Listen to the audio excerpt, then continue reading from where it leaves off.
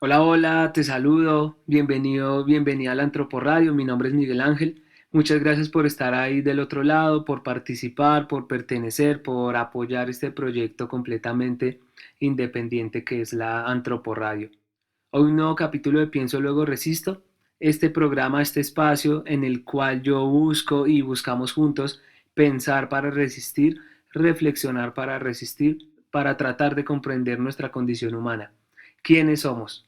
¿Quién soy yo? ¿Quién eres tú? Nosotros ciudadanos del siglo XXI.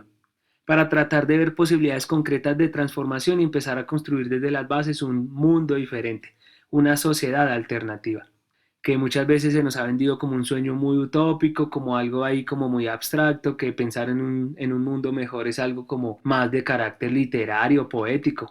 Contrario a esto, yo considero, y este es como el enfoque que le quiero dar a este programa de Pienso Luego Resisto, que para comprender y para entender y para visualizar un mundo mejor y diferente, debemos entender el mundo en el que vivimos, el mundo turbulento y nostálgico del siglo XXI.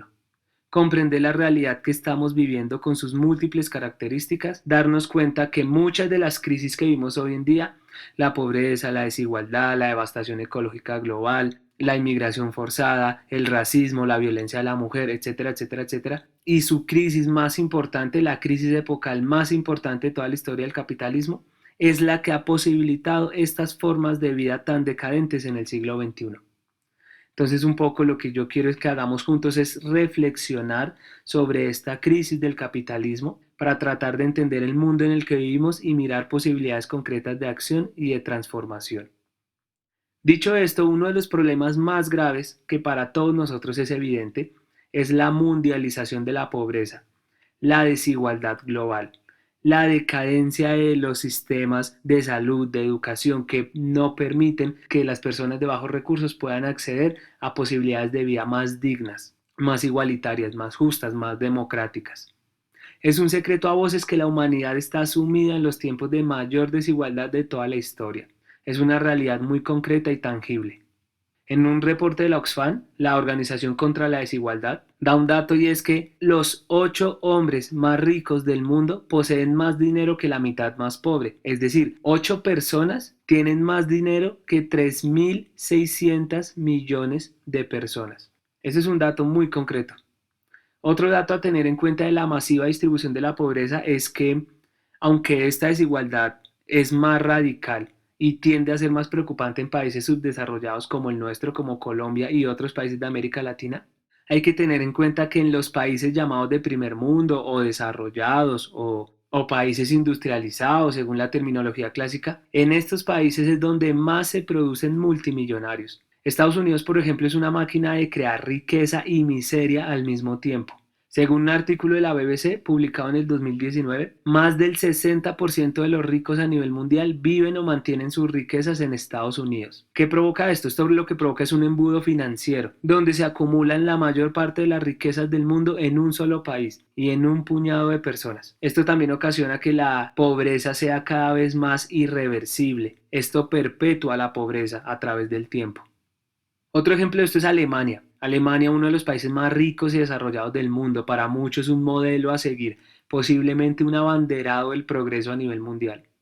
En Alemania también la desigualdad cada vez es más amplia y tiende a seguir aumentando.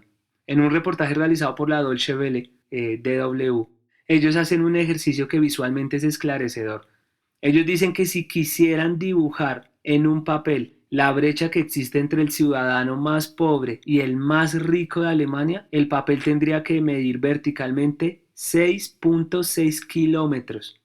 Si estos son los datos de Alemania, que es un país con una infraestructura económica y social mucho más estable que la nuestra, evidentemente, entonces, ¿cuál es el panorama real de la desigualdad en Colombia? En un estudio realizado por la OCDE, Organización para la Cooperación y el Desarrollo Económico, comparan los niveles de desigualdad de 30 países diferentes. Y pues como era de esperar, el estudio afirma rotundamente que Colombia es el país más desigual de Latinoamérica. En los resultados mostrados por Gabriela Ramos es la directora general de la OCDE, Ella afirma que un niño en Colombia, por ejemplo, que haya nacido en San Vicente, que es uno de los barrios más pobres de la ciudad capital más pobre de Colombia, que es Quibdó, debería esperar 330 años para salir de la pobreza. Es decir, un niño nacido en San Vicente, en Quibdó, debería esperar 11 generaciones distintas para salir de la pobreza. Esto es a causa de que la movilidad social se ha estancado. Las familias más pobres se ven atadas a trabajos informales de mala calidad y estos trabajos obviamente no les permiten progresar. Esto causa que hijos y nietos vivan y queden atrapados en la pobreza, sin cobertura médica, ni pensiones o servicios básicos, mientras las riquezas se siguen acumulando en minorías y heredando generación tras generación. Gabriela Ramos afirma también que otra forma en cómo se perpetúan estos niveles de pobreza es la decadencia de los sistemas educativos.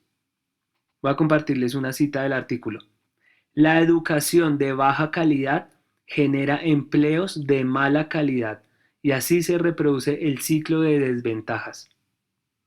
Yo estoy completamente de acuerdo, es evidente, la educación de calidad en Colombia y en muchos países de Latinoamérica y en muchos países del mundo tiene unos costos inaccesibles. Además, está localizada en las grandes ciudades del país. ¿Y qué es lo que pasa? En las grandes ciudades del país, pues la vida es mucho más cara. Esto imposibilita a miles de niños de las familias más pobres a pensar por lo menos en el acceso a la educación superior. Miles de familias no tienen ni siquiera la oportunidad de comenzar a recorrer un camino en vías de desarrollo, y no solo académico, sino personal y cultural. Y esto es una injusticia completamente radical que en el siglo XXI ha llegado a niveles inhumanos. Entonces yo me pregunto por qué parece que hemos naturalizado estos temas. ¿Por qué hablamos de pobreza y hay mucha gente que asume como si debiéramos vivir en medio de la precariedad, en medio de la pobreza, en medio de la desigualdad? Esto me hace preguntarme cómo sensibilizamos a la población, cómo realmente prestarle la atención necesaria y dejar de hacer de cuenta como si simplemente no existiera. Y desde el punto de vista pedagógico yo me pregunto cómo abordar estas problemáticas tan fuertes y tan delicadas desde el aula de clases o desde otros espacios pedagógicos para pensar en los impactos de la pobreza y la desigualdad global en nuestras formas de construcción de humanidad. Conforme a esto yo quiero decir es que muchas veces parece que nosotros viviéramos en medio de una sobreexposición a impulsos negativos, destructivos, violentos. El famoso Black Mirror. Es como si el televisor o el celular emitieran una luz de energía negativa. Y esta luz a veces es tan brillante que parece que nos dejará ciegos, que nos dejará mudos, como si nos hubieran cortado la garganta. Por ende, naturalizamos temas como la extrema pobreza, el hambre, la falta de oportunidades. Estos son impactos, como ya venía diciendo, del capitalismo salvaje. ¿Y por qué me gusta usar el término del profesor Renan Vega Cantor de capitalismo salvaje? Porque ya no son los impactos normales de la economía donde gana el más fuerte y la fortaleza la da la acumulación de capital, sino que el capitalismo nos ha llevado a un sangriento destino, donde la economía del siglo XXI está sometida a aceptar que la riqueza de unos pocos es sostenida a través de la miseria de miles de millones. Y esto yo considero que es inaceptable. Estas formas del capitalismo salvaje en el siglo XXI trastornan y alteran nuestras formas de entender el mundo, no solo nuestras relaciones de mercado y de consumo o de oferta y demanda, sino realmente nuestras estructuras de convivencia y estilos de vida, donde predomina el individuo, el sujeto marginado que debe salvarse en un sistema donde ganas o mueres, donde trabajas o te mueres de hambre. Ahora bien, también quiero matizar un punto importante. Yo la crítica que estoy haciendo y que estoy trabajando no es a la riqueza como tal o a los ricos particularmente. Tampoco no quiero plasmar como que el emprendedor es un villano que busca hacerse rico a costa de los demás. No es así. Yo quiero decir que no todos nacemos para hacer dinero. De hecho, a muchas personas no nos interesa acumular capital o tener un yate. Y también yo creo que esto no está mal. Querer tener un yate, querer tener un reloj de miles de dólares, querer vivir una vida de lujos, yo creo que esto no está mal. O que deba o siquiera pueda ser juzgado. Asimismo, yo pienso que tener una vida moderada, sencilla, pues no es malo necesariamente, porque también se podría pensar que yo estoy diciendo que la pobreza como tal es algo malo y que querer tener dinero es algo malo también, y no es así, no es así. Yo considero que el problema radica es en la nociva aceptación de estos niveles de precariedad del siglo XXI.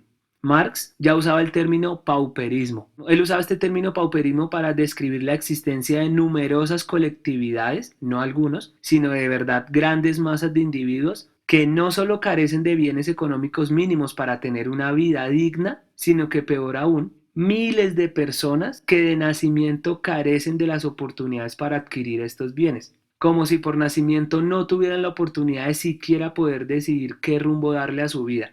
Nacen en la pobreza, viven en la pobreza y mueren en la pobreza, obligados a vivir en estas formas de vida tan desiguales y tan inhumanas. Es como si uno por nacer en una posición específica de la escala social estuviera obligado a vivir de cierta manera y en cierto contexto. Es la esclavitud del siglo XXI, donde se nace y se muere en la misma celda, sin la posibilidad de hacerse preguntas. Esto es lo que yo creo que es inaceptable y es lo que señalo de forma rotunda y que además pienso que esto debe hacer parte de nuestros discursos, de los discursos que construimos a través de la escuela y a través del arte, sensibilizar a los niños sobre estas problemáticas para aprender a diferenciar lo correcto de lo inaceptable, lo normal de lo degenerado, lo tolerable de lo injustificable. Esto en función, ya lo he dicho muchas veces y lo recalco y lo subrayo, esto en función de construir prácticas más empáticas, más humanas, más solidarias. Yo creo que el debate de fondo es que la desigualdad no solo nos separa de forma física por medio de calles y de barrios, sino que también nos separa espiritualmente como comunidad, nos arrebata la empatía, nos aleja, nos distancia. La desigualdad fractura el concepto de humanidad, nos convierte en humanidades que acceden a experiencias completamente distintas. Nuestra posición en la pirámide social nos separa porque nos ubica en un rol con determinadas tareas y necesidades concretas. Y esta famosa lucha de clases de la que ya Marx hablaba en el siglo XIX, hoy en día parece una utopía abstracta. Y más que anhelar un trabajo digno con un salario justo, a la mayor parte de la sociedad nos toca conformarnos con siquiera conseguir trabajo. Ricardo Duda escribe un artículo que se llama La precariedad en la era del poscapitalismo y él argumenta una cosa que les quiero compartir la cita puntualmente. Si en la modernidad temprana el mercado laboral había sido el lugar en el que se constituían las clases y donde las experiencias colectivas se traducían en conciencia de clase, en la modernidad social se invirtió ese efecto. El éxito colectivo del movimiento obrero provocó paradójicamente el surgimiento de unos modos de acción nuevos más individualistas.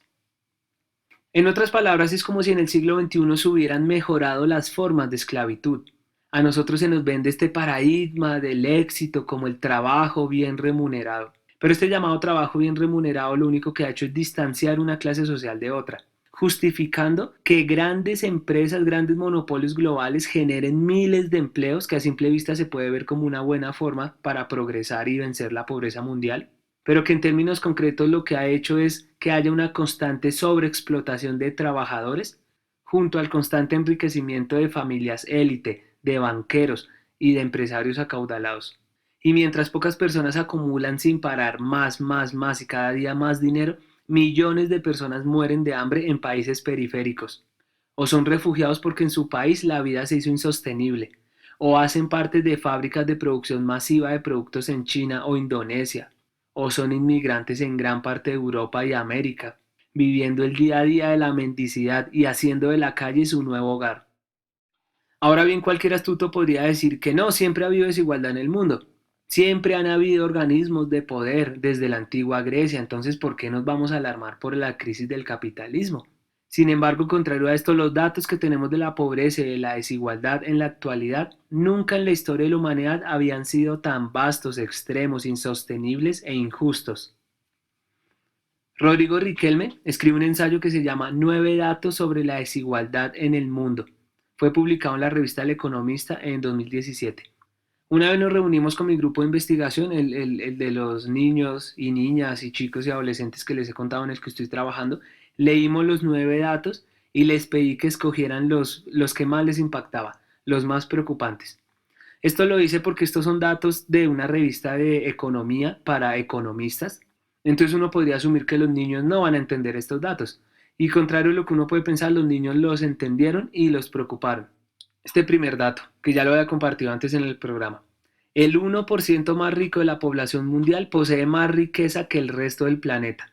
Es decir, hombres como Bill Gates, Amancio Ortega, Carlos Slim, Mark Zuckerberg, poseen la misma riqueza que 3.600 millones de personas a nivel mundial.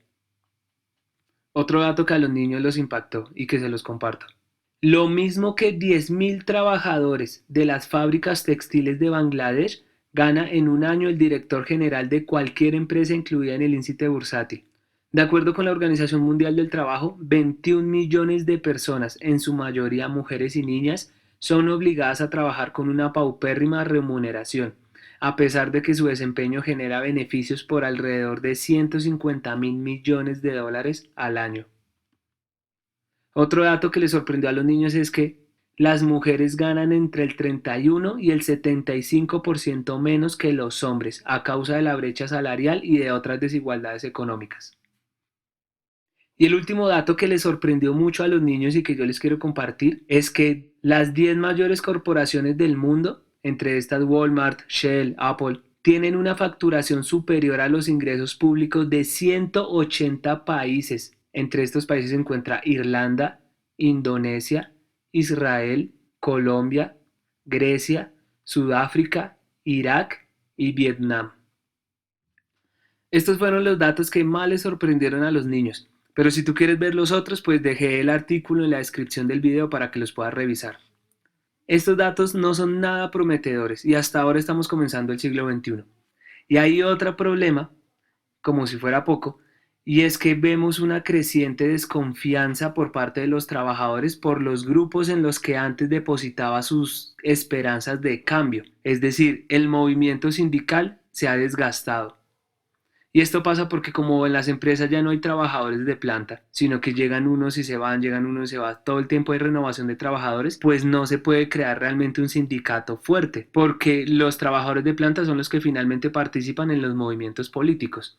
Entonces esta reflexión de las clases sociales desde adentro también está en decadencia. El sociólogo alemán Oliver Notchwey escribe un artículo que se llama La sociedad del descenso, precariedad y desigualdad en la era postdemocrática.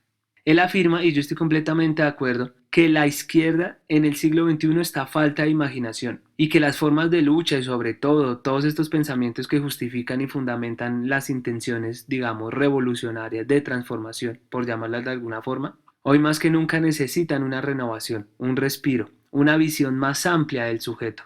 Un sujeto que se entiende como un ser político que tiene derecho a mostrar y plasmar su inconformidad frente al sistema que lo oprime, lo cual yo apoyo y considero que es fundamental en las luchas sociales y populares del siglo XXI, pero que yo considero que también estas luchas no pueden dejar de lado las estructuras sociales que se comparten con un otro, las interacciones del mundo moderno, las redes de información, las redes sociales, la influencia de los medios de comunicación en la difusión del pensamiento crítico, reflexivo, alternativo, la visión de comunidad en la actualidad, la integración de otros sectores populares que también se sienten identificados con la lucha, la inclusión de la visión de los niños sobre el conflicto y sobre la búsqueda de paz.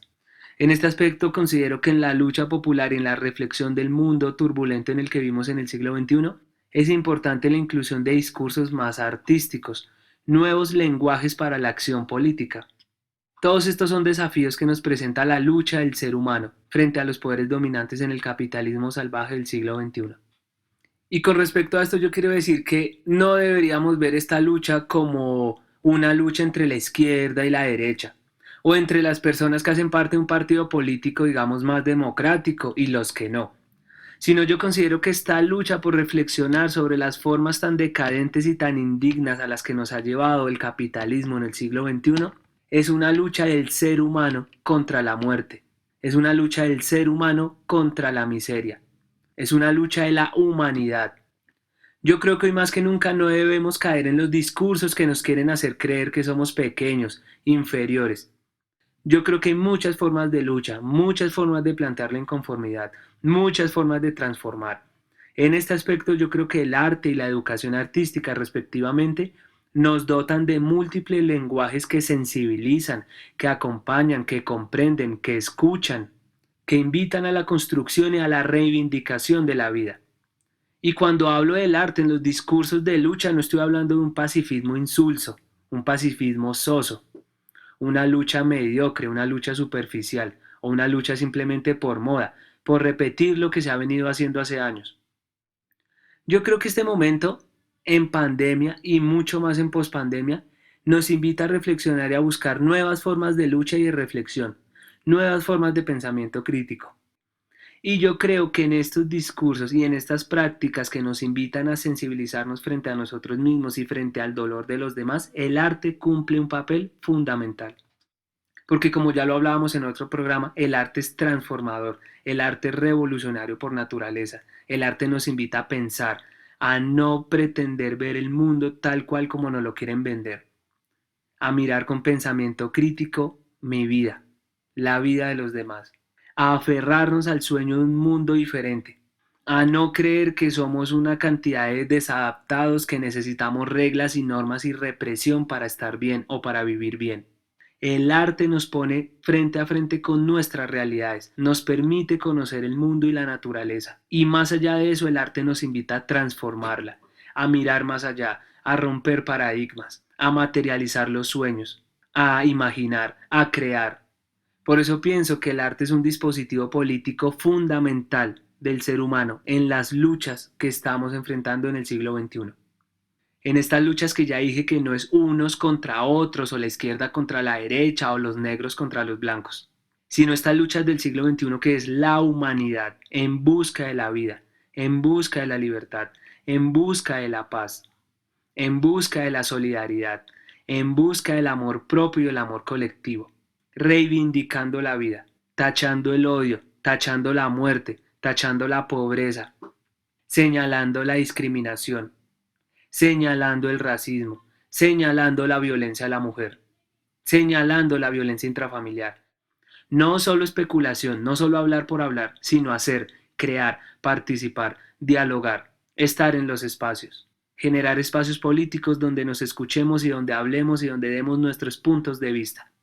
En este punto es donde el arte comienza a darse la mano con la pedagogía como el espacio de comunidad, de reflexión y de debate y el arte como el dispositivo político que nos permite conocernos mejor a nosotros mismos y plasmar nuestras inconformidades, cómo nos sentimos frente al mundo en el que vivimos. Por eso siempre hago esta relación tan directa entre el arte y la pedagogía. Y ya para terminar, quiero poner sobre la mesa otra cuestión que es importante y es que para entender estas luchas también hay que entender en qué espacio, en qué contexto estamos enmarcados. Estas luchas se dan en un ecosistema muy específico, en unas formas de civilización muy específicas. Calles repletas de autos. ¿Y qué significa calles repletas de autos? Contaminación, contaminación auditiva y contaminación a los pulmones. Transporte público con sobrecupo, trancones o estancamientos o como se diga en cada país, es decir, 2 horas para llegar de mi casa al trabajo. Ciudades inundadas de cemento. Y si yo considero que espacio verde es tener un árbol enterrado en 2 metros cuadrados de cemento, pues entonces tenemos un problema.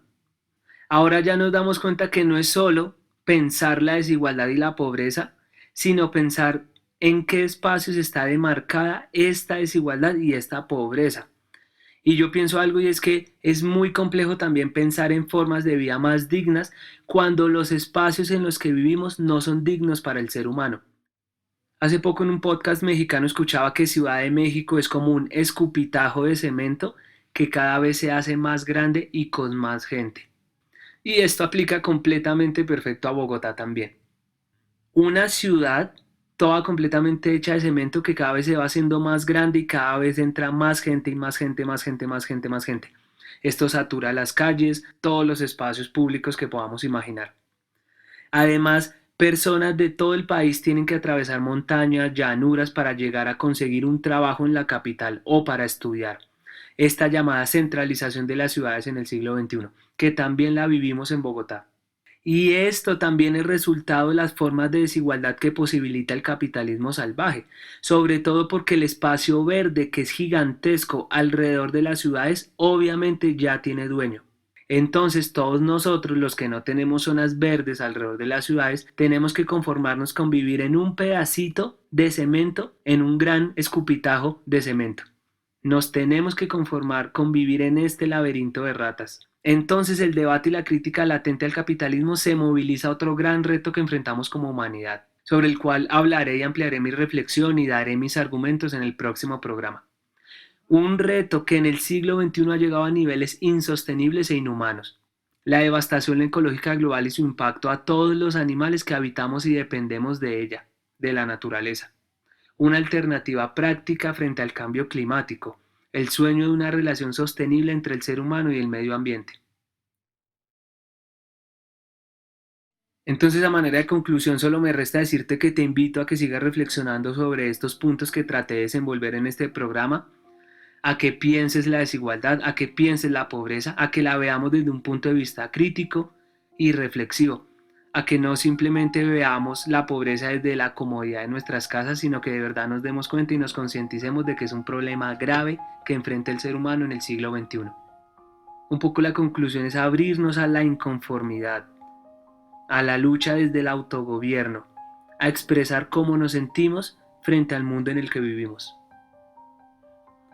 No me queda mucho más por decir, de verdad muchísimas gracias por estar del otro lado, gracias por participar, gracias por pertenecer, gracias por reunirte para pensar, para resistir, amando para resistir, porque si no es el amor, ¿qué es lo que nos va a salvar? Como dirían los Petit Felas. Valoro mucho tu presencia y espero volvernos a encontrar. Un abrazo.